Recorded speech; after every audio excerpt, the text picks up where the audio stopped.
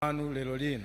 We pray so that until the word reach to every people in this country of Malawi, Kuti ngakhale mawu amene akafikanso anthu ena aliwonse m'Malawi. may you guide us and use us for your precious work. Ndi kutitsogolera kuthandizira mu ntchito yanu. As we submit this time into your hands, Pamene tipereka nthawi m'manja mwanu. we have prayed in the name of Jesus Christ. Tapemphera mu dzina la Yesu.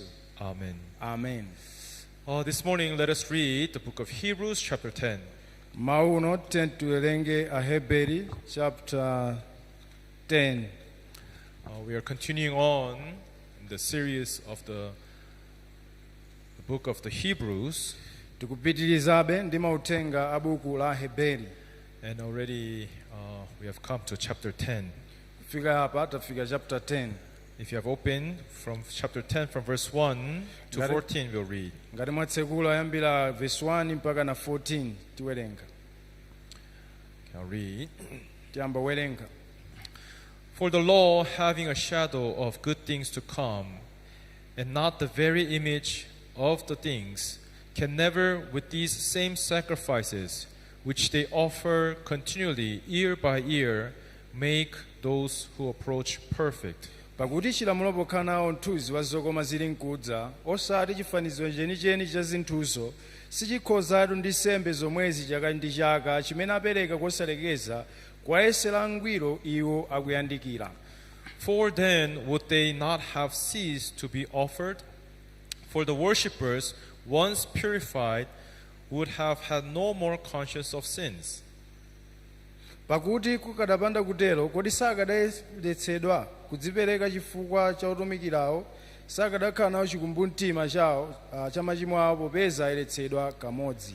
But in those sacrifices there is a reminder of sins every year. Komatu mu izizo muli chikumbukiro cha machimo chaka ndi chaka.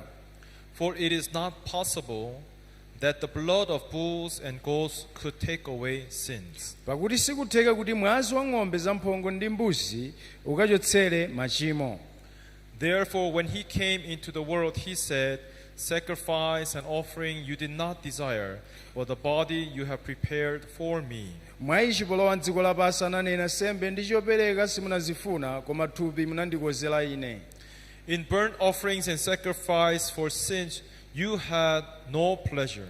Nsembe zopsereza zamphumphu ndi za kwa machimo simunakondwera nazo.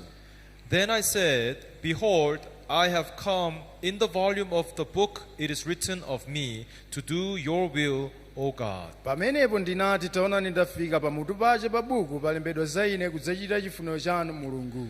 Previously saying, sacrifice and offering, burnt offerings and offerings for sins you did not desire, nor had pleasure in them which are offered according to the law. Pakunena pamwamba apa kuti nsembe ndi zopereka ndi nsembe zopsereza zamphumphu ndi za kwa machimo simunazifuna kapena kukondwera nazo zimene ziperekedwa monga mwalamulo. Then he said, behold, I have come to do your will, O God. He takes away the first, that he may establish the second. Pamenepo anati, taonani ndafika kudzachita chifuniro chanu, achotsa choyambacho kuti akayike chachiwiricho.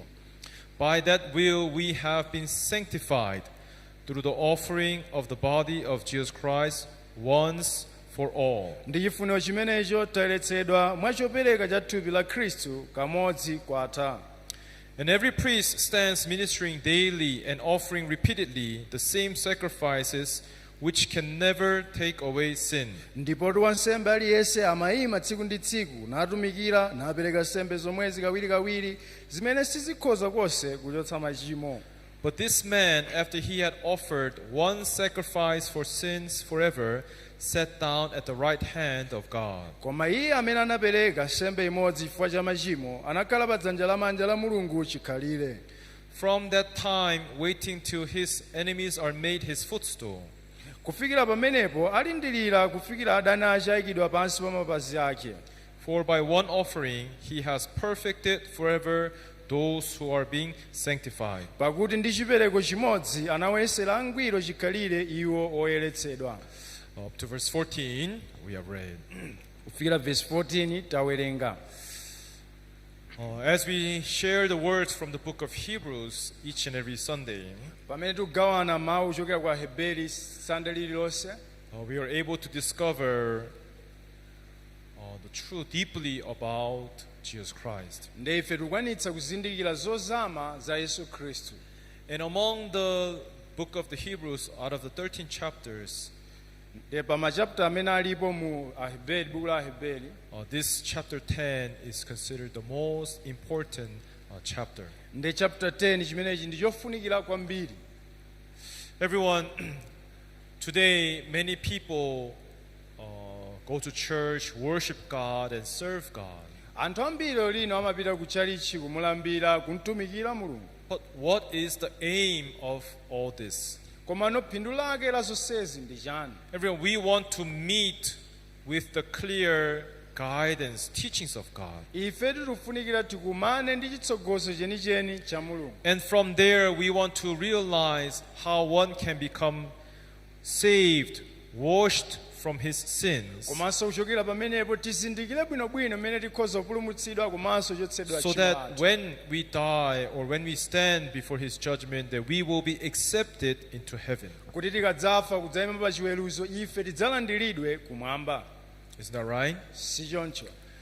Then everyone, the most important thing is that how can one find this assurance of salvation? Ndi chofunikira kwambiri ndi kuti kodi munthu angadziwe bwanji kukhala ndi chitsimikizo cha chipulumutso. Before we go on, one thing that you have to understand, Chinthu chimodzi chimene tikuyenera kuzindikira, when Satan has deceived Adam and Eve, pamene Satana ananyenga Adamu ndi Hava, he made Adam and Eve to eat a certain fruit from a tree. ndi adampangitsa Adamu ndi Hava kuti adye chipatso chochokera mu mtengo. And what was the name of this tree? Ndi dzina la mtengo umenewu unali chani?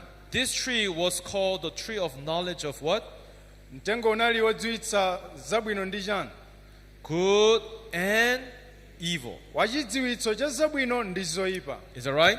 Si choncho. So, one thing that you must understand clearly here, Ndi chinthu chimodzi chimene mukuyenera kumvetsetsa mosamalitsa.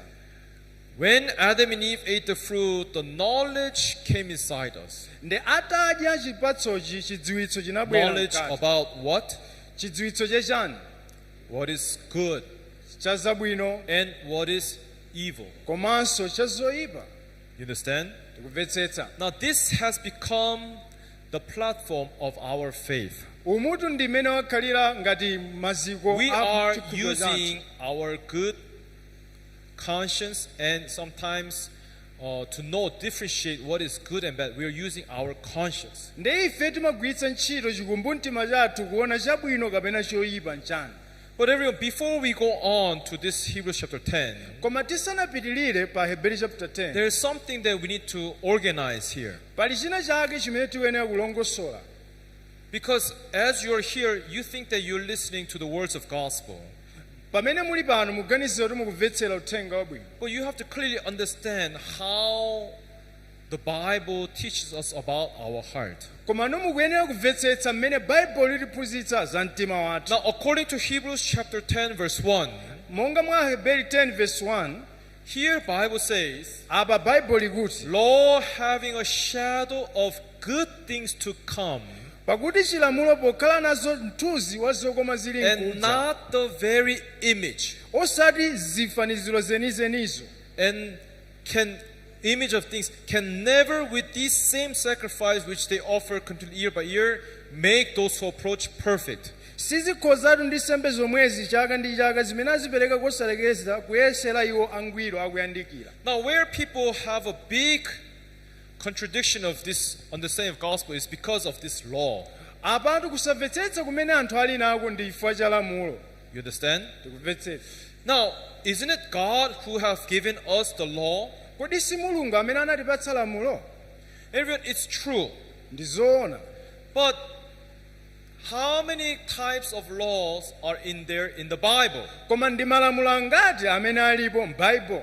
Many people think that 10 commandments Anthu amangoganizira malamulo is the khumi. one and only law that God has given to Ndi us. lamulo lokhalo limene Mulungu anatipatsa. So when Bible says, Ndi pamene Baibulo you likuti shall keep my word and keep my commandments, every time people see this word, people think about, you see pastor here, Bible says that we have to keep the 10 commandments. nde pamene baibulo linena kuti musunge mawu anga musunge malamulo anga anthu amaganizira kuti atonani baibulo likuti tisunge malamulo khumi awo. But everyone, here this story says, koma apa akufotokoza this law lamulo ili has failed, lalephera, right? sichoncho. It is saying akuti that it cannot make us, those who approach to God, it cannot make us to become perfect. akuti silikhoza kuwapanga iwo amene akuyandikira kukhala angwiro. You understand? tikumvetsetsa.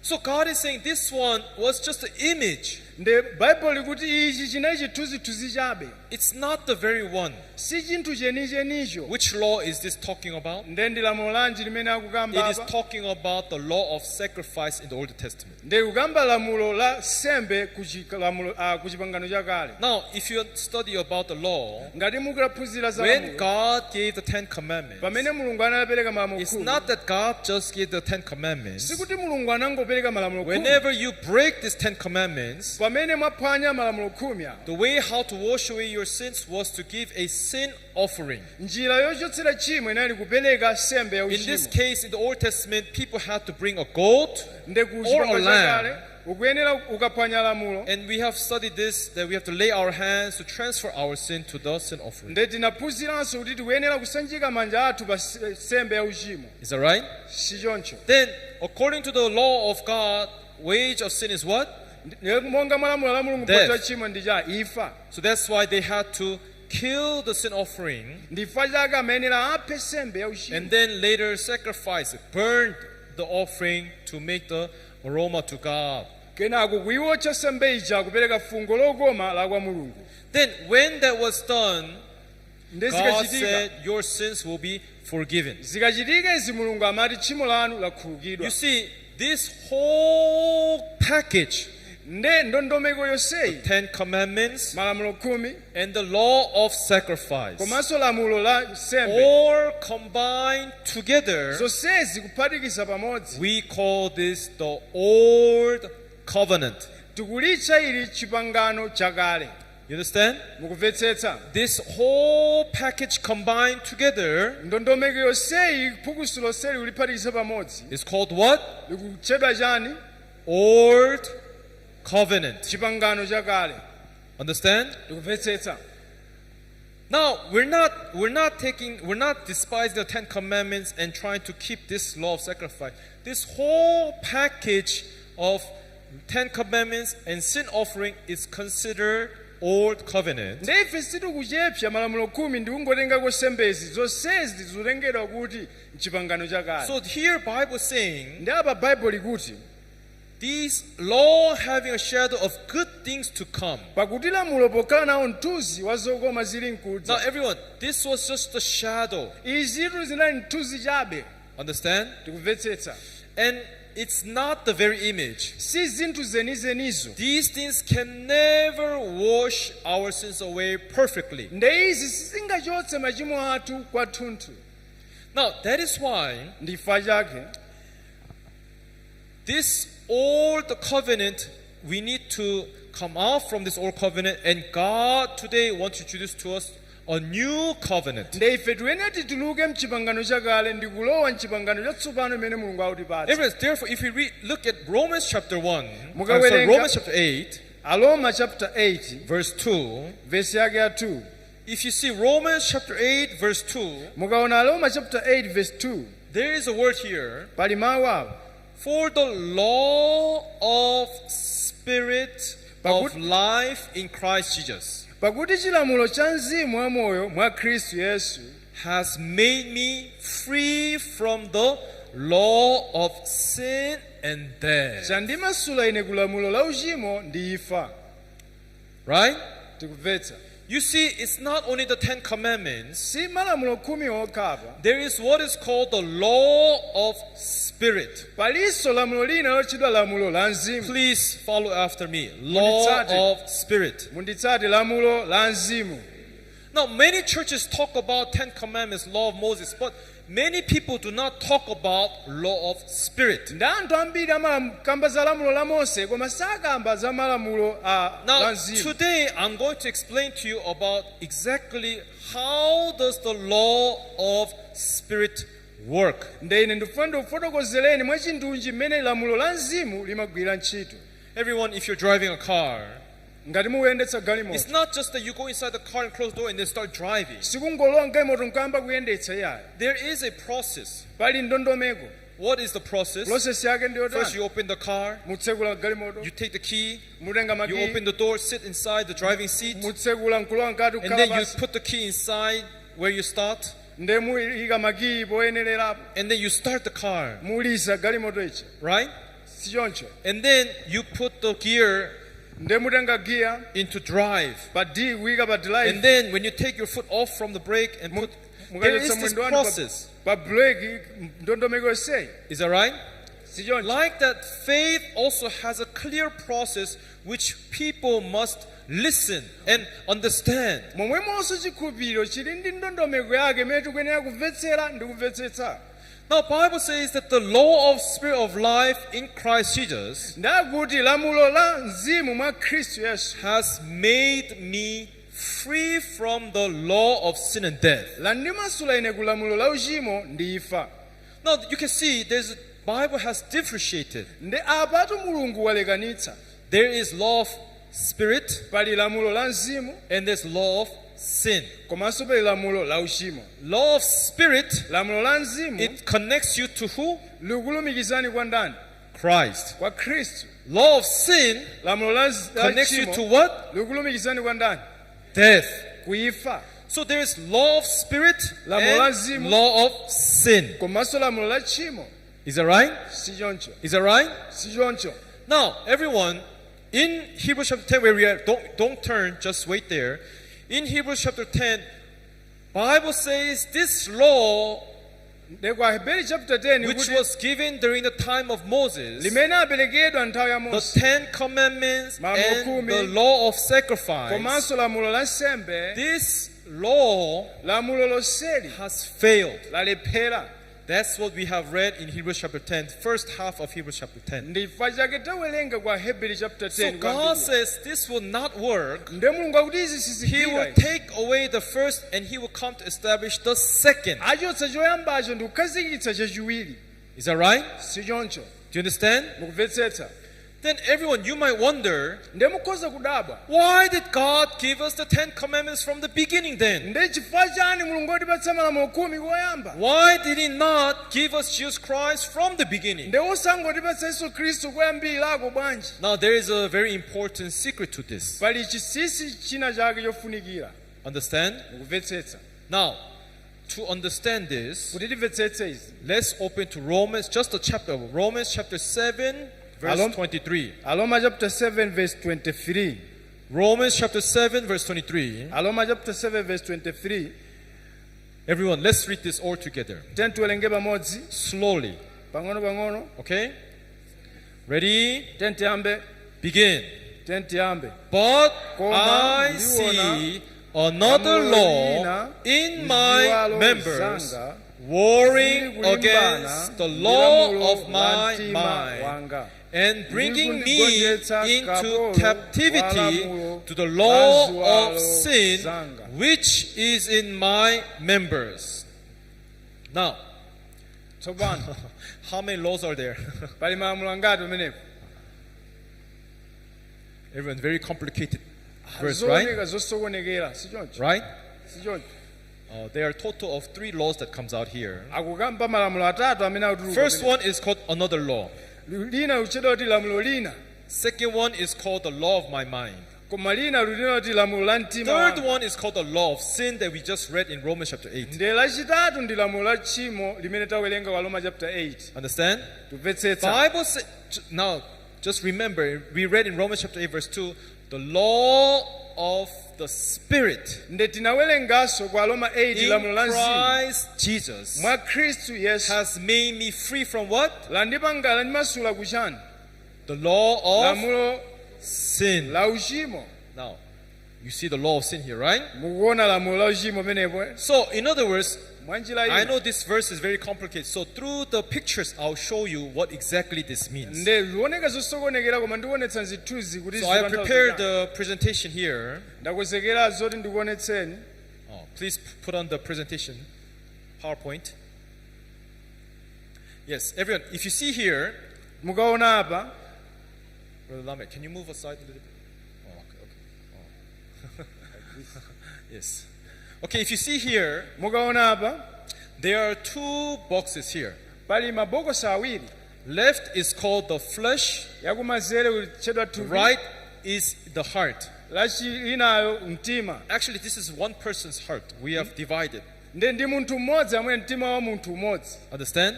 Kumvetsetsa. Now, you see in the verse 23 we read, in my members. Nde tawerenga ku So inside vesina us, we have flesh ndakuti and the mtundu world of wathu heart. tili ndi thupi komanso mtima. Understand? Kumvetsetsa. Now, the first part of verse 23 was, Nde gawo loyamba la verse there 23 is another law pali lamulo lina which is warring. limene likulimbana. Next. So, there is another law. Pali lamulo lina. Now, what is the name? Another, to make it easy, another law is your sinful desires, Kuzipanga mophweka ndi zikhumbokhumbo za uchimo zimene temptations, tinazo. the evil thoughts that rise. Maganizo athu oyipa amene amadzuka nde ndi lamulo lina. Understand? Tikumvetsetsa. And then, law of my mind, Nde lamulo la mtima in wanga. one word, is called your conscience. Mwanjira ina mawu amodzi ndi chikumbumtima chanu. Everyone, Wina aliyense. Adam and Eve ate the fruit of knowledge of good and evil Adamu ndi Eva adadya chipatso chotsitsa zabwino and ndi made zoyipa. us to possess what? Ndi anatipanga ife kuti tikhale ndi chani? Both the knowledge of good and evil. Anatipanga tikhale ndi chidziwitso cha zabwino ndi zoyipa. Now, please, everyone, I hope you listen really carefully. This is very important. Timvetsere mosamalitsa zofunikira kwambiri. God, now, inside us, Nde mkati mwa ifeyo what is it that we have? ndi chani chimene tili nacho? We have this conscience, Nde ifeyo mkati the mwathu knowledge of good and evil in us. tili ndi chikumbumtima chidziwitso cha zabwino ndi zoyipa mkati mwa ife. Understand? Mukumvetsetsa. We got this from Adam and Eve. We are the descendants of Adam and Eve. Tinazitengera izi kwa Adamu ndi Hava. That's what the Bible says, for by one man sin has entered into this world. Ndifa Biblia kuti mwa munthu mmodzi tchimo linalowa mdziko So lapansi. therefore, Choncho before we receive Jesus in our hearts, ife tisanalandire Yesu mkati mwathu, we must remove this knowledge of good and evil out from us. tikuyenera kuchotsa chidziwitso cha zabwino ndi zoyipa mkati mwathu. You understand? Mukumvetsetsa. Everyone, let's say there's a cup here. Nde tiyerekeze kuti pali kapu. Inside this cup, there is water inside. Nde mkati mwa kapuyo muli And madzi. then you pour oil. Nde muthiremo mafuta. Okay? You stir it. Nde muvundule. Then it mixes, right? Nde zasakanikirana. After a while, you look again. Does water and oil, does it mix together or does it separate from each other? Kodi madzi ndi mafuta amaphatikizana kapena amakhala padera padera? Separate. Zimasiyana. It cannot stay together. Sizingakhale pamodzi mosakanikirana. Understand? Tikumvetsetsa. When Adam and Eve have sinned, Nde pamene Adamu ndi Hava ali ndi tchimo, God's Spirit cannot stay inside Adam anymore. nde mzimu wa Mulungu sungakhalenso mwa Adamu mmene muli tchimo. That's why Bible says, Nchifukwa Biblia in the day ikuti you eat this, in the day you pa eat tsiku this, limene mudzadya you shall surely die. mudzafa ndithu. Understand? Tikumvetsetsa. So through the disobedience, the knowledge of good and evil came inside. Kudzera mkusamvera chidziwitso cha zabwino ndi zoyipa chinabwera So mkati. what is very important then before you believe in God and Jesus? Nde chofunikira nchani tisanayambe kukhulupirira mwa Yesu? Spirit of God will not come inside us Mzimu wa Mulungu subwera mkati mwa ife unless we remove this pokapoka tichotse chimene knowledge of good and evil out from us. chimene tinatenga chidziwitso cha zabwino ndi zoyipa mkati mwa ife. You understand? Mumvetsetsa. Now let's review this. Tione izi pang'ono. When God made humans, Pamene Mulungu apanga munthu, God made us in God's own image. Mulungu anatipanga mchifanizo chake. After forming us out of dust from the ground, Anatipanganso chokera ku nthaka. God blew Ndiye Mulungu anauzira through our nostrils, Bible kudzera says. mu mphuno zathu. And we have received the Spirit of God. Nde talandira mzimu wa Mulungu. Bible says we have become a living Nde ife being. tinakhala amoyo. Is that right? sichoncho. That was the first. That is how we were made. Ifeyo tumene ife But tidapangidwira. as Adam and Eve lived their life, they listened to who? Pamene akukhala moyo wa Adamu ndi Hava anamvetsera kwa ndani? They have listened to who? Anamvetsera kwa ndani? They have listened to the Satan. Anamvetsera kwa Satana. And what has come inside Ndi chomwe chabwera mkati mwawo through disobedience, kutsera nkusamvera, the knowledge of good and evil has come inside. chidziwitso zabwino ndi zoyipa chalowa mkati. Understand? Tikumvetsetsa. In other words, we call this knowledge of good and evil. In other words, we call this our own human conscience. Nde mwanjira ina chidziwitso zabwino ndi zoyipa timachitcha chikumbumtima chathu. You understand? Tikumvetsetsa. Do you understand? Tikumvetsetsa. So, when Choncho. this one comes in, Pamene ichi chalowa mkati, like water and oil cannot stay together. monga madzi ndi mafuta sangasakanikirane, Holy Spirit departed from us. nde mzimu unachoka kwa ife. Okay? Mumvetse. Do you understand? Tikumvetsetsa. So inside our hearts, Nde mkati mwa mitima we yathu have what is called conscience. nde tinatsala ndi The knowledge chikumbumtima. of good and evil is inside us. Chidziwitso cha zabwino ndi zoyipa chili mkati mwa ife. Now, with this, as you possess this in your heart, Nde pamene ukhala ndi ichi mkati you mwako, go to church, upita ku chechi, worship God, kulambira Mulungu, pray to God. kupemphera kwa Mulungu. But can the Spirit of God come inside you? Koma mzimu wa Mulungu akhoza kulowa mwa iwe? Can the Spirit of God come inside you? Kodi mzimu wa Mulungu akhoza kulowa mkati? No. Ayi. No matter. But you must remember, this conscience, Nde mukumbukire kuti it does chikumbumtima not ichi only have the bad side, sichikungokhala ndi mbali it also yoyipa, has good side. chilinso ndi mbali That's yabwino. why Bible called this the knowledge of good and evil. N'chifukwa chake Baibulo likulitcha chidziwitso zabwino ndi zoyipa. You get it? Mukumvetsetsa. So as you possess your conscience in your heart, Nde pamene uli ndi chikumbumtima mu mtima, we have desires of sins. tili ndi zikhumbo zochimwa. Sometimes we fall in sin. Nthawi zina timagwa mu We make uchimo, mistakes. tipangitsa kuti tachimwe. But also, whenever you make mistakes, Koma pamene it mwalakwitsa, makes you to feel guilty. chimatipangitsanso kuti Why did you do talakwitsa. this? This is Chifukwa not chani? right. Sumayenera kutero. I should go to church and pray. Ndiwene ndipita ku chechi Are you ndikapemphera. being led by the Spirit of God or are you being led by the conscience? Kodi mutsogozedwa ndi mzimu wa Mulungu kapena chikumbumtima chanu? Right now, your conscience, the knowledge of good and evil, is right now making you to go to church. Ndi chikumbumtima chako chidziwitso zabwino ndi zoyipa chikupangitsa kupita ku chechi. Understand? Timvetsetsa. Understand? Timvetsetsa. So, in one word, Mmawu amodzi, this conscience, chikumbumtima ichi, this knowledge of good and evil, chidziwitso cha zabwino ndi in zoyipa, one word, we call this the law of my mind. tikuchitcha lamulo la mtima. Understand? Tikumvetsetsa. Do you understand? Tikumvetsetsa. It's called what? Chikutchedwa chani? The law Lamulo of my la mtima wanga. mind. So now, inside our hearts, Nde mkati mwa mitima yathu, every one of you, wina aliyense wa inu, we are possessing the law of my mind. tikukhala ndi lamulo la mtima. What is law of my mind? Kodi lamulo la mtima wanga ndi It chani? has two other names. Lili ndi mayina awiri. Another name for this law of my mind is what? Loyamba ndiloti chani? What? Ndi chani? Do I have to review this again? I've Ndibwerezenso. explained for the last 10 minutes. Do I have to go back again? Mpindizo chebazi ndibwerezenso. This law of my mind, another name. Dzina lina la lamulo la We mtima call wanga this what? ndi chani? What?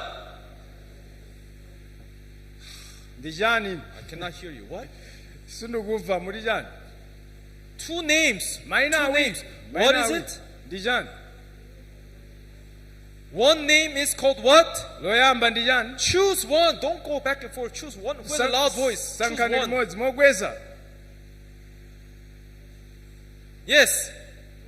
Conscience. Okay, now. Mtima. This brother say conscience. So everyone.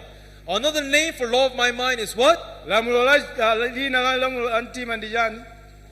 Conscience. Chikumbumtima. Now, second name for this law of my mind is what? Lachiwiri la lamulo la mtima ndi chani? Knowledge of Chidziwitso good and cha evil. zabwino ndi zoyipa. Is that right?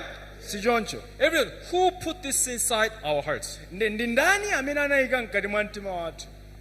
Who put this inside? Anayika ndi ndani?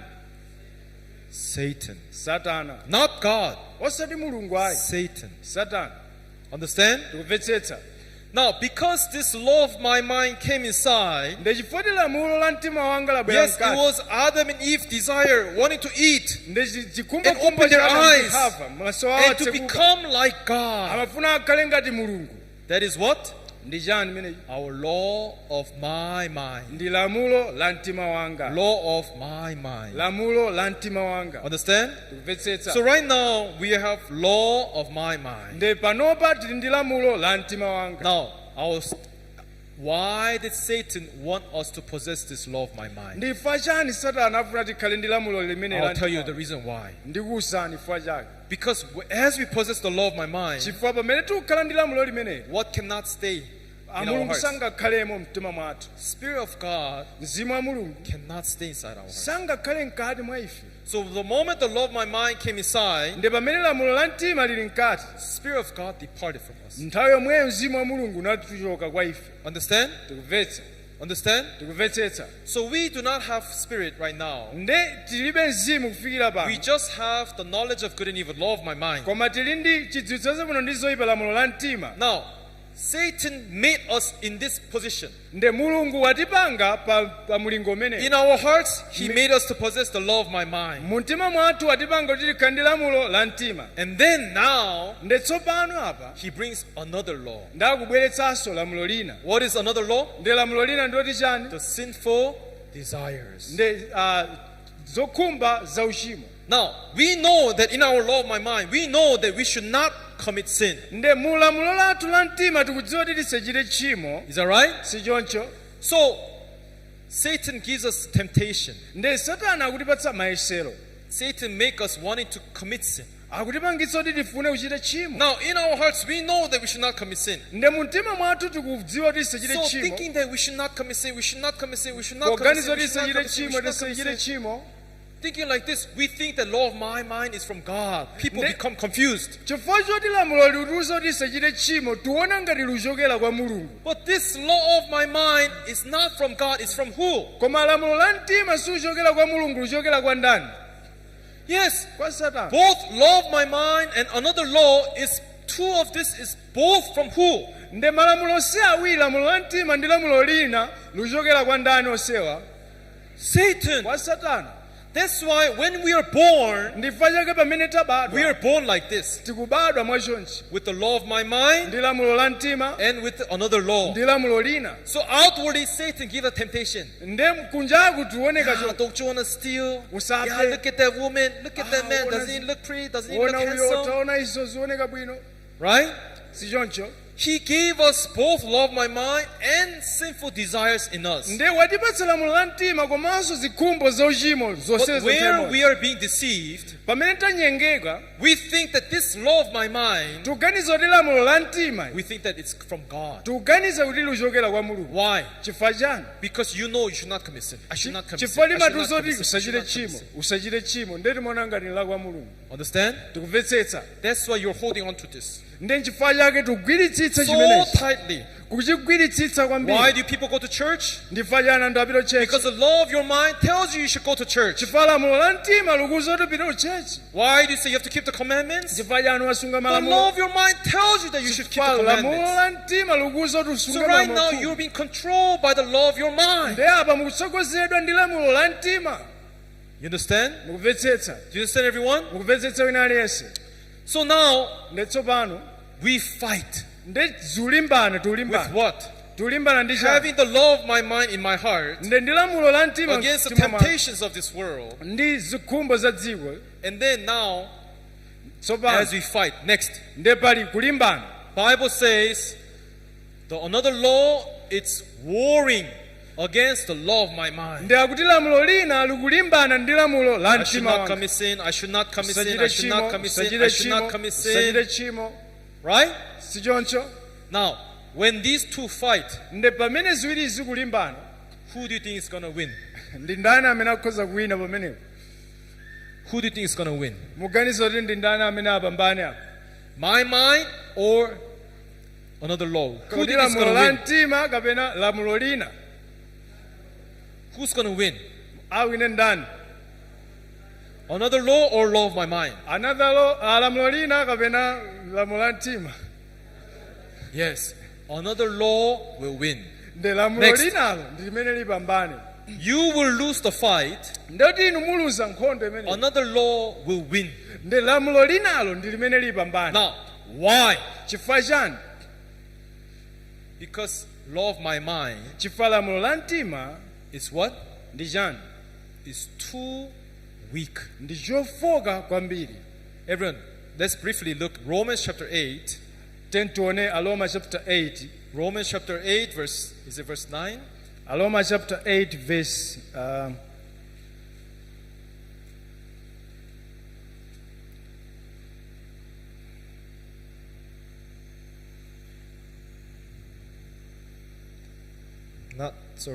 Romans chapter 8 Aroma 8 verse 7. from kuyambira verse 7. Because the carnal mind, now Bible calls, don't forget the law of my mind, Bible calls this carnal mind, okay? Lamulo limene akulitcha kuti chisamaliro cha thupi. It's corrupted mind. Cha thupi. It's given from who? Luchokera kwa ndani? It's given from who? Luchokera kwa ndani? Satan, Satana. right? Sichoncho. This carnal mind, Nde chisamaliro cha thupi. Bible says is enmity, enemy. Akuti chidana ndi ndani? Against who?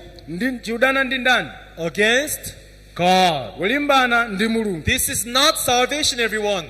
Pakuti I sichiugonja. should not commit sin, I should not commit sin, I should not commit sin. It's not salvation. Nde chimene choti sachite chimo sachite This chimo. carnal mind, Bible, another name is carnal mind. Malingaliro akuthupi awawa What we call conscience, chimene tikuchitcha kuti what we call the chikumbumtima. law of my mind, Chimene tikuchitcha kuti lamulo la what we call the knowledge of mtima. good and evil, Limene tikuziona kuti chidzichaze bwino Bible ndi zoyipa. says that it is a carnal mind. Bible unena kuti zimene ndi zinthu za It's thupi. acting like it's from God, but it's not from God. Zioneka ngati zichokera kwa Mulungu koma si cha kwa Anything that's Mulungu. not from God is carnal. Nde si cha kwa Mulungu koma ndi cha So this thupi. carnal mind Nde cha thupi is against God. chikulimbana ndi Mulungu. What? Koma Wanting, no, I should not commit sin, I should not commit sin, I should not do this, I should Sajile not chimo, commit sin. sajile chimo. Is that against God? kodi zikulimbana ndi Mulungu? What does Bible say? Bible kuti chani? Carnal mind is against God. Nde kuti mtima uwu wa thupi ndi olimbana Why? ndi Mulungu. Chifukwa For chani? it is not subject to the law of God. Pakuti sichigonja ku chilamulo cha You see, Mulungu. the law of my mind is not subjected to the law of God. You Lamulo cannot la obey, mtima sili kugonja ku lamulo la Mulungu. nor indeed can be. Pakuti sichikhoza kutero. You see, Bible has clearly concluded that law of my mind is not from God. It's enemy against God. It can never be under God. Nde Mulungu watsimikiza apa kuti lamulo la mtima silochokera kwa ine ndipo singagwiritsidwe ntchito ndi Mulungu. You know, gospel is very easy. Nde Mulungu aziyika But pophweka. the problem is, Koma vuto ndi lakuti people inside your heart, if the gospel can just enter inside, if your heart is empty, it's very easy. kwa inuyo nkophweka kwambiri mkati mwa mtima But we wathu. have a challenge here. Koma tili ndi vuto. Satan has put the knowledge of good and evil inside Nde us. Satana wayika chidziwitso cha zabwino ndi zoyipa mkati mwa ife. You don't use this to go to church and say, I will keep the law, I'll worship God, I'll praise God. Nde chotipangitsa kupita ku chechi kuti kasunga malamulo ndikalambira Mulungu. The kapemphera. Holy Spirit cannot come inside us. Koma mzimu sangalowe What mkati. should we do with this law of my mind? Tichite chani ndi lamulo la mtima? We have to understand what this is really. Nde tikuyenera timvetsetse kuti ndi chani. This is an enemy. Ichi ndi ndani? This is against God. Cholimbana ndi Mulungu. Understand? Tikumvetsetsa. With this, you cannot fight to win against the temptations of desires of sin.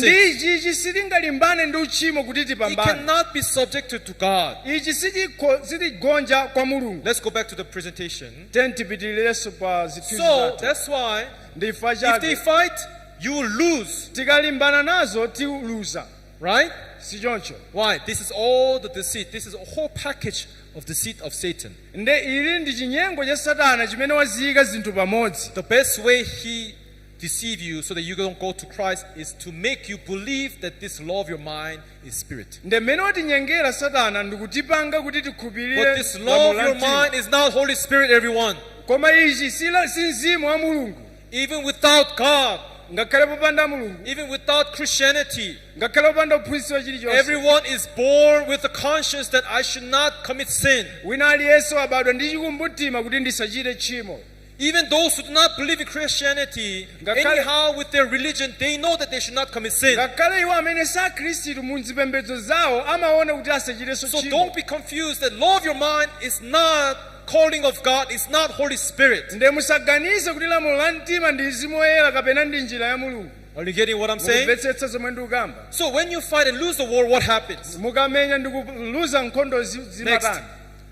Bible says another law will bringing me into captivity to law of sin. Ndi akuti lamulo lina landipanga ine kukhala mu ukapolo mu lamulo la uchimo. Now, because the law of mind, you have lost fight, right? Chifukwa taluza nkhondo pa lamulo la mtima, Right?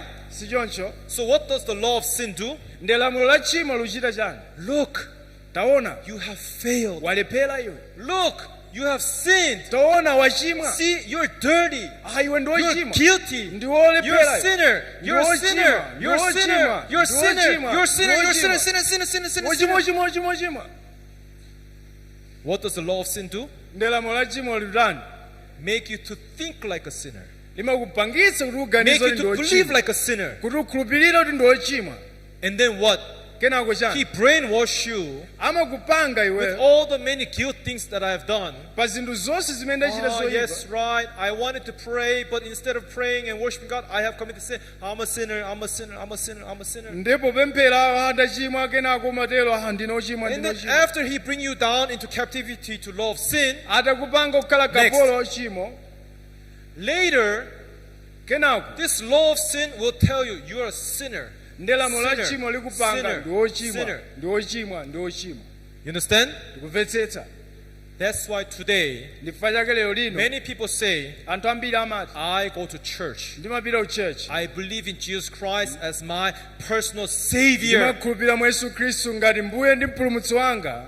And I am saved, I'm born again Christian. Komanso ndine mkhristu wobadwa kwatsopano. But I have sinned. Koma ndili ndi tchimo. What's the problem? Vuto ndi chani? Right now, this law of my mind is Ndi lamulo la mtima ili it has made you to be confused. lakupanga kuti musokonekere. It has made you to malfunction. Lakupanga kuti musagwirenso ntchito. You speak, go to church, worship God, praise God, and serve God, pray to God, but in your heart you have sinned. Ndi umayankhula umapita chechi ulambira kupembedza koma mkati mwako uli ndi tchimo.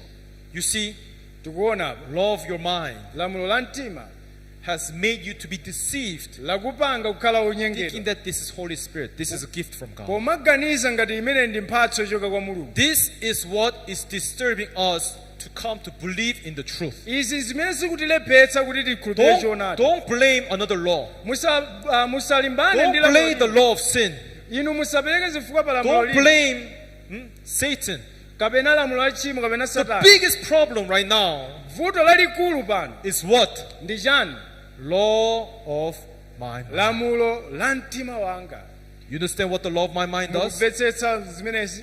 You understand? Mukumvetsetsa? You see, this law of my mind is destroying the true faith. Lamulo la mtima wanga likuwononga chikhulupiriro choona. Now you have failed. Ndiye mwalephera. What did you happen? Ndiye chichitika ndi chani? Those who does not realize that this is a problem, Amene sazindikira kuti ichichi ndiye vuto. you think that your effort is lacking. Muganiza kunoti mphamvu zanu mwina zinachepera chabe. You understand?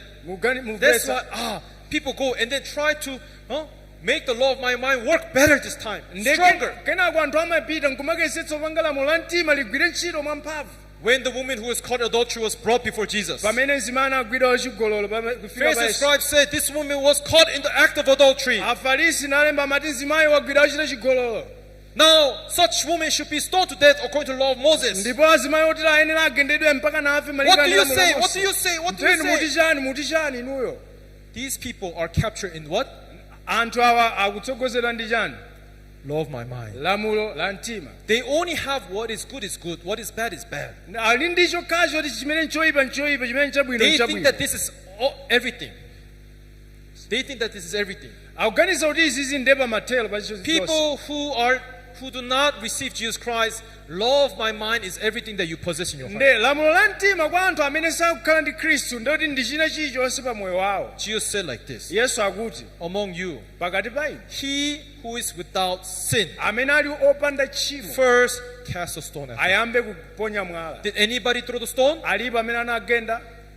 What did they realize? Anazindikira chani? They realized the law of my mind has some kind of problem. Anaona kuti lamulo langa la mtima luoneka kuti lili mavuto ena ake. Right? Si choncho? They're feeling that the law of my mind, Lamulo la mtima wanga can I say that I have no sin in my heart? kuti azigenda kenadzaona kodi mtima mwanga ndi What tchimo. is holding them? Ndi chikuwalepheretsa kugenda ndi chani? The knowledge of good and evil. Chidziwitso cha zabwino ndi zoyipa. Conscience. Chikumbumtima. Right? Si choncho? Can I really say that I have no sin? Kuti azigenda zooneka kuti ndi. So what did they do? Ndachita chani? They let go of the stones Ndanasiya miyala and they all went away wonse ndikuthawa. to go fix what? Ndikuyamba kuyesera kukonza chani? They went to fix the law of my mind. Amapita kuti akakonzenso lamulo la mtima. They went to go fix what? Kuti akakonze chani? Law of my mind. Lamulo la mtima. You see, when God gave the 10 Commandments, Nde pamene Mulungu apereka malamulo now khumi. listen carefully. Mumvetsere kwambiri. God gave the 10 Commandments Mulungu apereka malamulo to khumi teach you that the law of your mind is broken. kuti akuphunzitseni kuti lamulo la mtima wanu It's to lasweka. teach you that the law of my mind is weak. Kuti lamulo la mtima ndi lofoka. It's too weak. Ndi lofoka kwambiri. So don't use this. Nde musagwiritse ntchito You need chimenechi. to know that you cannot use this. Izi silingagwiritse ntchito izi. You understand? Kumvetsetsa. You understand? Kumvetsetsa. But the problem is, Koma vuto ndi lakuti Satan, Satana. no, you're good. It's just that you did not pray enough. Usadandaule iwe ndi wabwino kungoti If you go to sunapemphere kwambiri. church Pita and uchechi. worship God Kulambira and praise Mulungu. God, Kumulambira it will work. Mulungu. Someday it will work. Tsiku linake zidzagwira. What are they doing? Ndauchita Satan is chani. making you to hold on to the law of what? Nde Satana atipangitsa tigwiritsitsebe lamulo la chani? Law of Lamulo. your mind. La mtima wathu. Why? Chifukwa chani? As long as you hold this down in your heart, Pamene uchigwira mu mtima mwako. as long as you're keeping this in your Pamene heart, ukuchisunga chimenechi mu mtima. what can never come? Chimene sichingabwere mkati mwathu ndi chani? Spirit of God Mzimu wa Mulungu cannot come inside. sangabwere mkati. You understand? Tikumvetsetsa. Do you understand? Tikumvetsetsa. So to make the Holy Spirit not to come in, Nde kupanga mzimu woyera kuti asalowe mu mtima Satan, no mwathu. matter what, he make you hold this law of your mind in your heart. Nde mwa njira ina iliyonse Satana atipangitsa tigwiritsitse lamulo la So when he mtima. make you to fall into sin, Nde pamene wapanga kuti uchimwe, he's playing with you. nde akusewera He nawe. make you to sin, Akupangitsa kuti uchimwe. but then right away he condemn. Why did you do that? You should not do this. You should Unachita not do that. bwanji suma ine I yochita. should go pray. Yes, go to church, pray. Kalape, kalape. Yeah, keep the law of your mind in your heart. Uzisunga lamulo la mtima uzisunga. Let's play with this brother. Yeah, Andisewere ndi I'm gonna balo. make you sin. Kumpangitsa uchimwa. And Satan make him to fall in adultery. Kupanga He make- chigololo. what are you so dirty? But Wamachira it's okay. chigololo wachita. Go to church. Go to church. Pita Pray for you. God will forgive you. ukapemphere chikhulupiriro Mulungu Next, akukhulupirira. this sister, I'll make you to steal. After Kupanga this, yabe. it's okay. Let's go and pray. Pita kapemphere. You see, Satan is going back and forth, playing with you. Nde Satana akumapita utsogolo kubwerera You kusewera see nawe. what the law of my mind is doing to us? Mukuona lamulo la mtima zimene likuchita mkati mwa The ife. knowledge of good and evil which Satan has made Adam and Eve to eat. Chidziwitso cha zabwino ndi zoyipa chimene wapangitsa Adamu ndi Hava kudya. This law of my mind Lamulo la mtima ili has destroyed the beliefs of Christianity. lawononga chikhulupiriro cha Chikhristu. Yet, without even understanding about the law of my mind, Anthu ngakhale mosamvetsetsa lamulo la mtima. Pastor, anything that is good is good, anything that is bad is bad. Anthu amangoona kuti chimene nchabwino nchabwino, choyipa nchoyipa.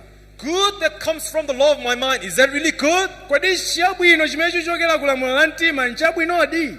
Everyone, there's a thief, Pali mbava. okay? He went to the bank Ndi wapita ku banki. and he stole a lot of money. Ndi waba ndalama He ran zambiri. away Ndi kuthawa. and then he helped the poor. Ndawo akuthandiza anthu osauka ndi ndalama zija. Is that good? Muganiza nzabwino? Is that clean money or dirty money? Kodi ndi ndalama zabwino bwino kapena zoyipa? Yes, it's a stolen, Ninde nzokuba izi. right? Sichoncho. And using it for the poor, is that good? Ndi kukathandiza anthu osauka nzabwino. Satan has stolen our hearts away from God. nde satana waba mtima wathu And he's kuchotsa telling you, Mulungu. do good, be good, be good. Nakupangitsani chilanja bwino, kana bwino, kana bwino. You are the children of Satan, and Satan says, be good, go to church and worship God. nde muli ana a satana akupangitsani kana bwino, mulambireni Mulungu. What is really evil? Chimene choyipa kwambiri ndi It's chani? not adultery. Si chigololo, It's not stealing. kapena kuba.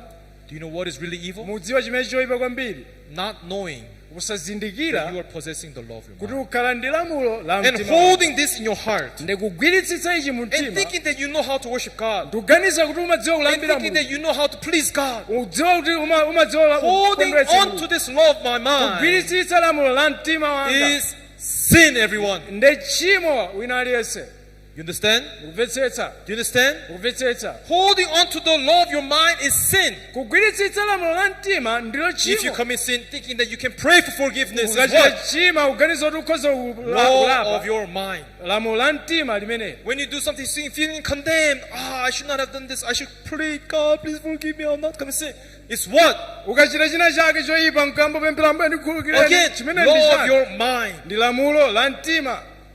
But Satan is so cunning. Koma satana He ndochenjera. made you to think that this is Holy Spirit of God. Amatipangisa kuti ganiza kuti ndi mzimu wa Mulungu. Oh, I go to church. I I go to church. pray. I worship God. Pempera lambira.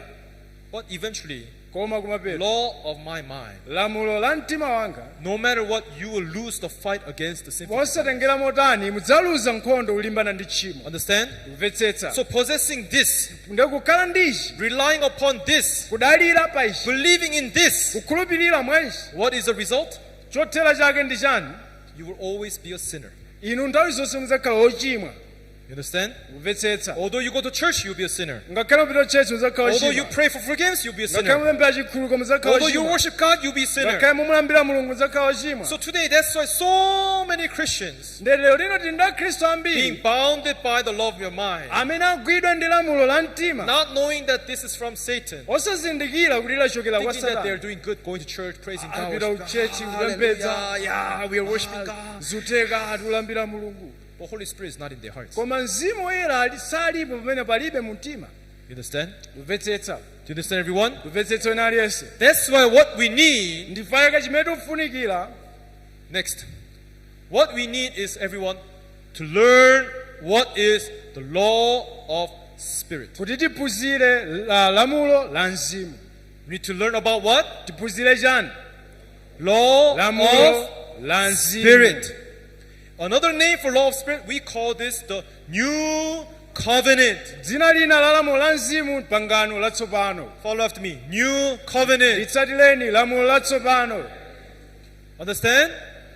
Now, in your hearts, Mukati mwathu you realize that the law of your mind is too weak. mwazindikira kuti lamulo la mtima ndi lofoka. If you realize that this is sin, Ngati mwazindikira kuti ndi tchimo, I should not believe in this. ndisakhulupirire mwa You ichi. throw this away. Ndiye tikutaya ichi. This will never wash my sins away. Ichi sichingachotsa tchimo langa. First thing you have to do is you have to remove the law of your Ndiye mind. choyambirira ndikuchotsa lamulo la mtima. We call this true repentance. Ndiye ichi tikuchitcha kulapa koona. Understand? Tikumvetsetsa. Now listen carefully. Mvetsetsani mosamalitsa. God, please forgive me. I'll not commit sin. Ambuye ndikhululukireni sindzachita tchimo. Or realizing, in me, the knowledge of good and evil, law of my mind is evil. This is destroying me. This is tempting me to be good, but it's evil. Kapena kuzindikira kuti lamulo la mtima ndi loyipa ngakhale ndipangitsa kuti Realizing this. kuzindikira ichi Between these two, what is true repentance? pa ziwirizi kulapa koona God, ndi please chani. forgive me. I'll not Ambuye commit sin. ndikhululukireni ine Is ndikhululukireni. that true repentance? Kodi ndikulapa koona? Or realizing that I have the law of my mind which is deceiving me. Kapena kuzindikira kuti ndili ndi lamulo la mtima limene likundinyenga. Discovering this Kuzindikira ichi is called true repentance, everyone. Do ndi chimene chikutchedwa kulapa koona wina aliyense. you understand? Kumvetsetsa. Do you understand? Kumvetsetsa. You see, even going to church, God, please forgive me. Kupita ku chechi ukapemphera You're being ndikhululukireni. controlled by the law of your mind. Apopo amene akutsogolerani ndi lamulo la mtima lomwelo. Oh, Satan is right now cheating on me. Ndi satana akundinyenga pano. I am too weak. Ine ndinofoka kwambiri. Whether I pray forgiveness or not, I will only lose to sin. Ngakhale ndipemphere chikhululuko usapemphere Because the koma law of my mind is sindipambana. not subjected to the law of God. Chifukwa lamulo la mtima It is siligonja kulamulo la enemy Mulungu. against God. Ili siligonja It kulamulo can la never Mulungu. be with God. Silingakhale ndi Mulungu. Right? sichoncho. Realizing this is what we call true repentance. everyone. Kuzindikira izi ndi zimene kutchedwa kulapa koona. Do you understand? Kumvetsetsa.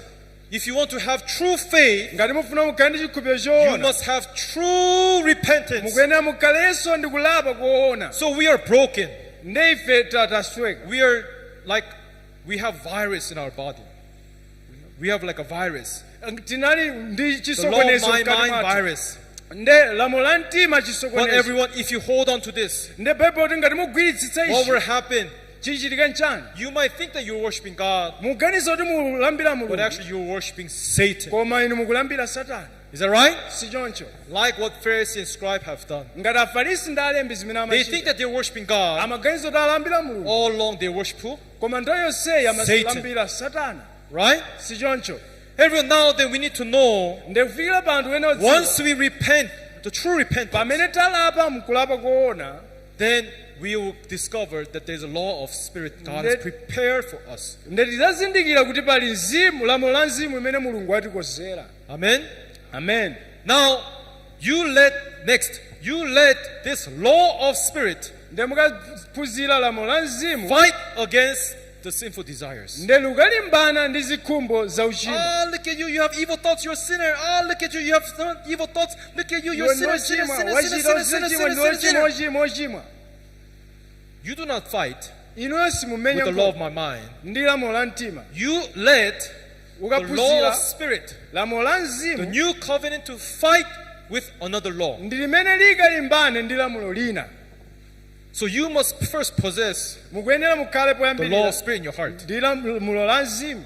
But once you possess the law of spirit in your Koma heart, pamene muli ndi lamulo la mzimu mkati mwanu, which means you have forsaken the law of your mind, zitanthauza kuti mwataya lamulo la mtima. then this allows Holy Spirit to come inside our heart. Nde izimalola mzimu woyera kubwera mkati mwathu. Amen. Amen. Then this law of spirit Nde lamulo la mzimu will fight for you. nde likatimenyera nkhondo. You do not fight. Inu simmenya The nkhondo. law of spirit, Lamulo la the mzimu new covenant, will fight on behalf of you, everyone. ndi limene likamenya nkhondo m'malo mwa ife. This word that you have received in your heart, Nde imene talandira this mkati promise mwathu, that you have received in your heart, lonjezo zimene talandira mkati this mwathu, new covenant that you have received in your heart pangano latsopano limene will talandira fight for you. lidzakumenyerani nkhondo. When the sinful desires come, Kaya zikhumbo za Hey, zima sin! zabwera, uchimo, have you ever heard about the new covenant? munamvako ndi Do you know what is the law of spirit? lamulo la mzimu. I have the law of spirit in my heart. Ndili ndi lamulo la mzimu mkati mwanga. You cannot fool me. You Sunganditsogolere, cannot cheat me anymore. sungandinyenga ine I kunkhondo. will not fight with you. Sindimenyana The nawe. law of spirit will fight with Lamulo la you. mzimu limenyane ndiwe.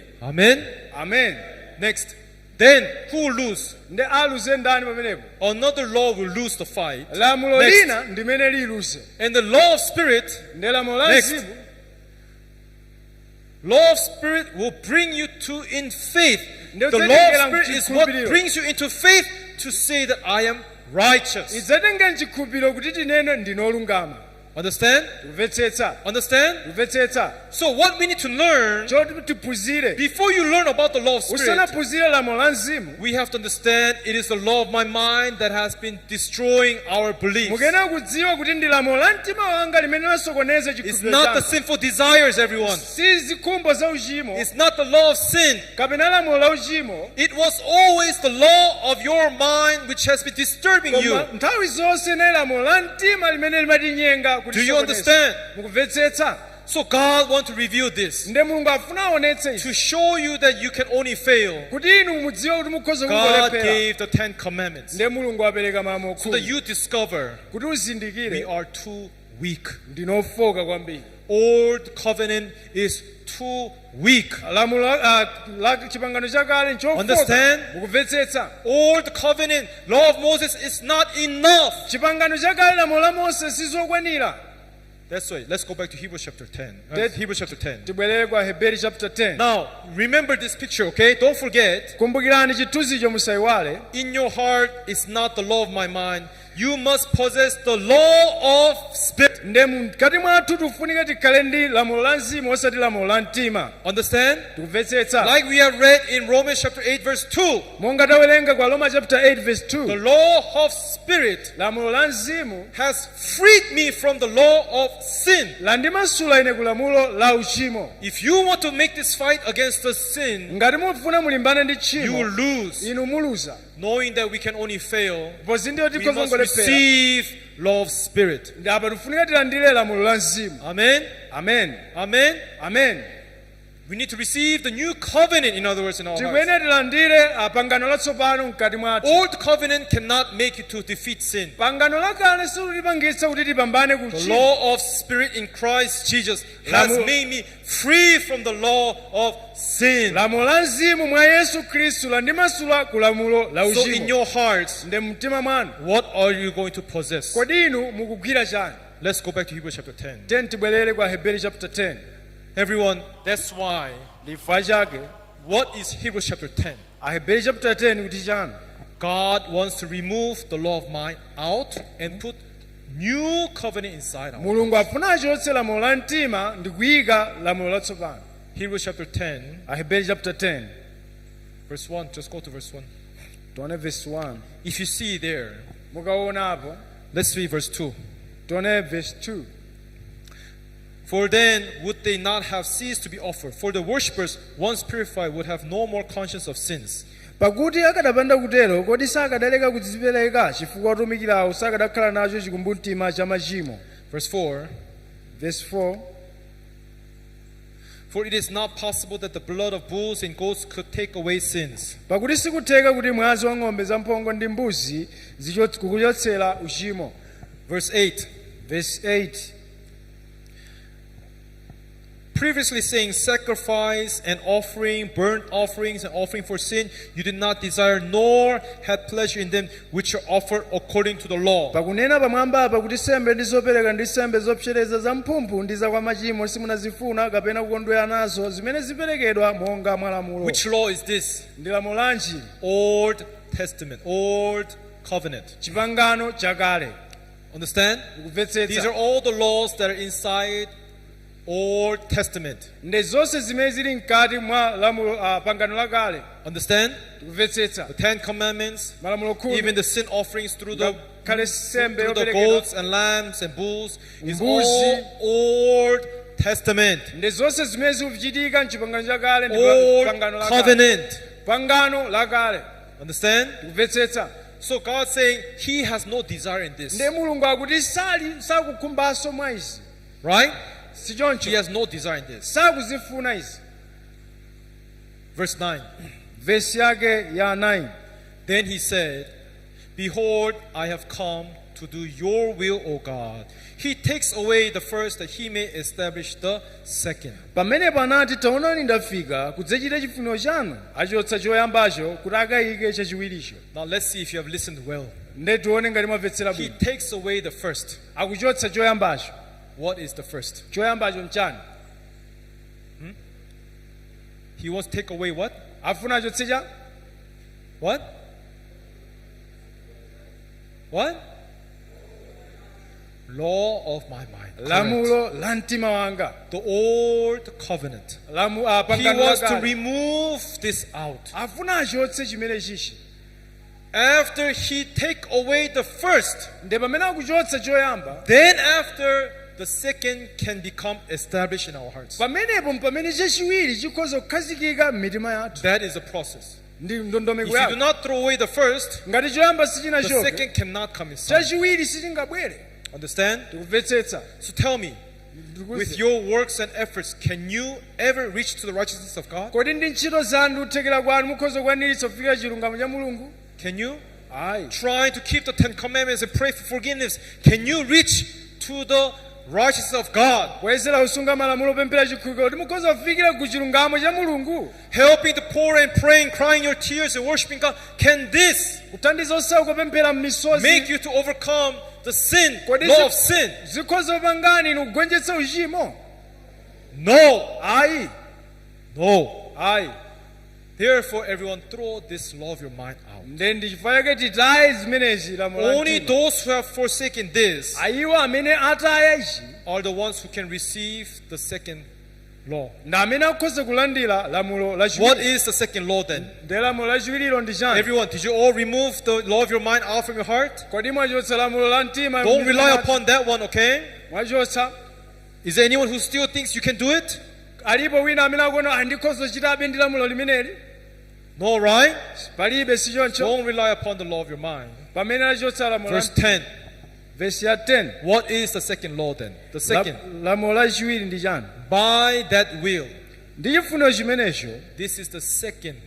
ndi chachiwiri.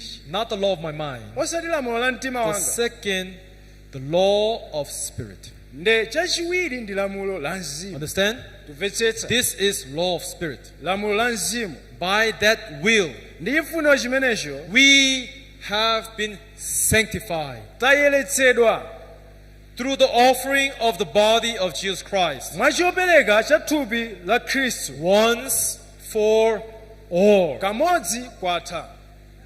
Amen? Amen. Everyone, Wina aliyense. Bible says, Bible likuti you see, the law of your mind is too weak.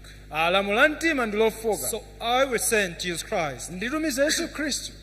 And when he dies on the cross, Akafa pa mtanda. he will pay the wage of sin for you. Alipira mphotho yochimwa kwa iwe. He will die once and for all. Afa kamodzi kwatha. Now, Tsopano what happens is, chichitika ndi chani? he will come inside your heart. Abwera mkati mwa mtima wako. Understand? Mvetsetsa. And now he will stay in your heart instead of law of your mind. He, the law of spirit, will fight for you. Nde malo mwa lamulo la mtima iye amene wabwera mkati mzimuyi ndi amene That is akumenyere why, nkhondo. by that will, Ndifukwa chake kuti mwa chifuniro this chimenechi. was the will of God, the true will of God. Ichi ndi chifuniro choona cha Mulungu. Everyone, follow after me. We have been sanctified. Munditsatire tayeretsedwa. We have been sanctified Ife tayeretsedwa through the offering ndi chopereka of the body ndi ya thupi of Jesus Christ. la Yesu Khristu. Once Kamodzi and for all. kwatha. Everyone, Wina aliyense. when this was done, Pamene ichi chachitika, if you believe that Jesus Christ died on the cross, ngati mukhulupirira kuti Yesu and Khristu once you anafa say pa that you have received Jesus Christ in your heart, ndi pamene mwalanda Yesu Khristu you mtima accept mwanu. that He has washed away all your sins. Ndi mwakhulupirira kuti Yesu Khristu anachotsa He tchimo has lonse. removed the law of my mind. Wachotsa lamulo la mtima. Right now in our hearts, Ndi kenako mtima mwathu the law of spirit comes in. lamulo la mzimu likubweramo. Understand? Kumvetsetsa. But Pastor, why do we have temptations? Ndi abusa nchifukwa chati makhala Yes. mayesero. Zoona. As long as the flesh is there, Pokhala kuti this tili ndi body is thupi. there, Chifukwa tili ndi thupi. another law will come to you with the sinful desires. Ndi lamulo lina lija lidzabweranso ndi zikhumbo za uchimo. Another law will come to you and say, you have sinned, you have evil thoughts, look at you. Can you say that you're righteous? Can you really say that you have no sin? Lamulo la uchimo lija lidzabwerabe uwona wachimwa walepherabe kuganiza kuti si Until wochimwa. now, you have been standing in front of this, another law with the law of your mind. Kufikira apa mwakhala mukuyimabe pa lamulo lina ili. You always lose. Mudzakhala mukuluzabe inuyo. But everyone, if you stand in front of another law with the law of spirit, Koma mukayima pamaso pa lamulo la mzimu ndi lamulo linali. amen? Amen. If you stand with the believing of this word, Hebrews chapter 10 verse 10, Ndi kukhulupirira mawu apa Hebrew chapter 10 verse 10. yeah, Satan, you can tempt me Akutero mukhoza kudalira ine. because I am in my flesh, Chifukwa ndine thupi. but you cannot remove Koma simungachotse the law of spirit out from my heart. lamulo la mzimu mwa ineyo. Amen. Amen. What does the law of spirit tells you? Lamulo la mzimu kuti chani? Let's skip to verse 16. Tione verse 16. 16. This is the covenant that I will make with them after those days, says the Lord. I will put my laws into their hearts, and in their minds I will write them. Ichi ndi chipangano ndidzapangana nawo atapita masiku aja wanena Ambuye ndidzapereka malamulo anga akhale pa mtima pawo ndipo pa nzeru zawo ndidzawalemba. This is the new covenant. Iliti ndi lamulo pangano latsopano. After dying of Jesus Christ, Yesu Khristu atafa. God said, the Lord said, Lamulo la I will mzimu put my laws. ndidzayikamo lamulo What langa. is the Lord's laws? Ndi Mulungu lamulo lake ndi Law chani? of spirit. Lamulo la mzimu. Don't be confused. It's not law of Moses. Musasokonezeke The law lamulo la that God Mose. puts inside our heart is what? lamulo limene layikidwa mkati mwa mtima wathu ndi The chani? law of Spirit. Lamulo la mzimu. Amen. Amen. The new covenant. Pangano latsopano. Amen. Amen. Like Romans chapter 8 verse 2 says, Monga Roma 8 verse 2 ikukamba, I will, through the law of Spirit, God has made me free from the law of sin. kudzera mu lamulo la mzimu landimasula ku lamulo la The uchimo. law of Spirit in Christ Jesus. Lamulo la mzimu mwa Khristu Yesu. Amen. Amen. So when God says, I will put my law, Nde pamene akuti ndidzayika lamulo do you langa, think he's talking about law of Moses? muganizo akamba za malamulo a Or is he Mose talking about the law of Spirit in kapena Christ akamba Jesus? za lamulo la Yesu mwa Yesu Khristu? Some people read this. You see, I will put my law. You see, Pastor God gave us the 10 Commandments. You have to keep the 10 Commandments. Ndi anthu amatero muona atayika malamulotu tiwene usunga malamulo khumi, Not knowing that they're being deceived by the law of their mind. posazindikira kuti anyengedwa ndi lamulo la Every the mtima. law of Spirit Lamulo la is mzimu not by our strength and power. silutengera mphamvu It's zathu the gift of God that God gave us to us through Jesus Christ. mphatso ya mulungu imene watipatsa kudzera mwa Yesu Khristu. Amen. Amen. He says, now, after you receive this, if you believe this, I will write a new law inside your hearts. Nde pamene akunena mukakhulupirira izi akuti ndidzalemba lamulo latsopano mkati mwa What mtima is wanu. this new law? Lamulo lanji ili? The new covenant. Pangano latsopano. Verse 17. Verse 17. What does Bible say? Likuti chani Bible? Let's read all together. Tiwerenge pamodzi tonse. Begin. Tiyambe. Then he Ndipo adds, machimo awo, their ndi sins masauzi awo, and their lawless deeds I will remember no more. Sindidzakumbukiranso. Amen. Amen. This is called what? Ichi chitchedwa chani? The law of Spirit. Lamulo la mzimu. New covenant. Pangano latsopano. What? Mufuna mukhale ndi chani? I have to pray for forgiveness. I have to Anthu keep ena the 10 ndipemphe commandments. I have to chikhulupiriro. help the poor. I have to do this. I have to do that. I have to Ndithandizani. repent and confess my sins. Ndilape machimo anga. That person is tied down in what? Munthu amene wagwidwabe mu chani? Law of my Lamulo mind. la mtima wanga. But we who are in the truth, Ife amene tili mchoonadi, we who are in Christ Jesus, amene tili mwa Yesu Khristu, we do not stand before the temptations of this world with the law of my mind. sitimayima pamayesero a Temptations dziko are ndi still lamulo la there, mtima. everyone. Tidzayima pamenepo, But we stand with law of Spirit in our hearts. koma timayima pamayesero ndi lamulo la mzimu mu mtima mwathu. Amen. Amen. Whenever Satan comes to deceive you, Ndi pamene Satana wabwera trying to kukunyengani, cheat you, kuyesera kukunyengani, look, you have evil thoughts. So Uli maganizo say, ipa. what are you? You're a sinner. You're a ndi sinner. ochimwa, You're a ndi sinner. ochimwa, ndi ochimwa. But people who possess law of the Spirit, Koma iwo amene ali ndi lamulo la mzimu, Satan, in my heart I possess the law of Spirit. ndakutero mu mtima I mwanga have ndi new lamulo la covenant in mzimu. my heart. Ndi lamulo la mzimu mkati mwanga. What is that? Ndi chani?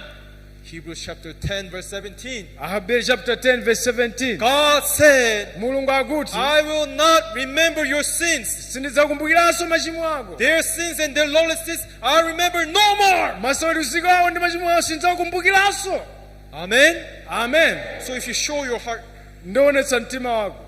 you think that I'm still tied down in the law of my mind? Uganiza kuti ine ndagwidwabe ndi lamulo la mtima. I have the law of Spirit in my Ndi heart. lamulo la mzimu mkati Jesus mwene. Christ died for me once and for all. Yesu Khristu anafa And He kamodzi gave me a promise to me ndi anandipatsa lonjezo. that your sins, iniquities, I remember no more. Look, look. Machimo awo ndi masautso awo Hebrews chapter sindidzakumbukiranso. 10 verse 17 is in my heart. Ahebrews chapter 10 ufotokoza zimene mtima mwanga.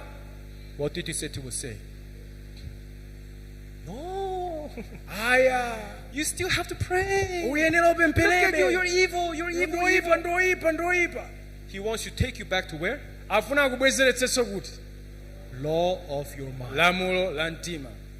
But if you possess law of your mind, Koma ngati muli ndi lamulo la mtima, Holy Spirit cannot come inside you. mzimu woyera sangalowe. Only those who realize the identity of law of your mind throw this away. Amene azindikira kuti lamulo lisiloyenera And nkutaya, whoever received the word of God alandira mawu a Mulungu, and possess the law of Holy Spirit, ndi amene akhoza kukhala ndi lamulo la the new mzimu, covenant, la pangano latsopano. are the ones who can fight and defeat the temptations of Ndi devil. amene akhoza kumenya kulimbana ndi mayesero a dziko. Amen. Amen. Everyone, those who believe in the law of Spirit, Iwo amene akukhulupirira mu lamulo la mzimu, if the law of Spirit is really inside your heart, ngati lamulo la mzimu the lili new mkati mwako, covenant, ndi kukhala nawo. saying that God saying that I will not remember their sins and the lawlessness no more. ndipo machimo anga ndi misozi yanga Mulungu sadzakumbukiranso. Can we say that we are sinners? Kodi tingatero kuti ife ndife ochimwa? Is it right to say that we are sinners? Kodi nzoona kuti tinoti ndife We ochimwa? can say that we have evil thoughts, temptations there, Tikhoza kukhala kuti tili mayesero apo, but the law of spirit defeats the law of. koma lamulo la Another law. mzimu limagonjetsa. Amen. Amen. That's why we stand before God with the new covenant in our hearts. Ndifukwa chake tikuyima pamaso pa Mulungu ndi pangano latsopano mu mtima mwathu. As you say, I believe in Jesus, but I must keep the law, I must keep the 10 commandments, I must pray. Is that person possessing the new covenant, or is he possessing the old covenant? Ngati munena kuti muli ndi Khristu koma musungebe malamulo, kuti amene ali ndi pangano latsopano kapena lakale? Old covenant. Pangano lakale. Right? Si choncho. True salvation is inside the new covenant, everyone. Chipulumutso choona chili mkati mwa pangano If you do latsopano. not understand what is old covenant, throw away, you cannot receive the new covenant. Ngati simumvetsetsa pangano lakale ndi kulitaya, simungalandire pangano latsopano.